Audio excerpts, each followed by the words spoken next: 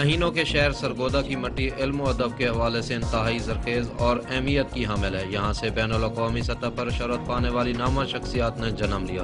ان میں ایک نام پروفیسر ڈاکٹر ہارون الرشید تبسم کا بھی ہے، جنہوں نے 130 سے زائد کتابیں شائع کر کے اپنا منفرد مقام حاصل کیا۔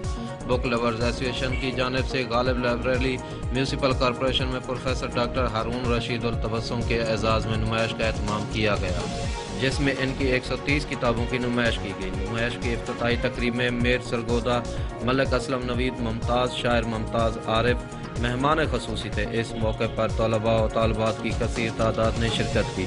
تقریب سے خطاب کرتے ہوئے میئر سرگودا میونسپل کارپوریشن ملک اسلم نوید نے ان کی ادبی خدمات کو سراہتے ہوئے غالب لائبریری میں گوشہ تبسم بنانے کا اعلان کیا، جس کی تجویز نامور ممتاز شاعر ممتاز عارف نے دی تھی۔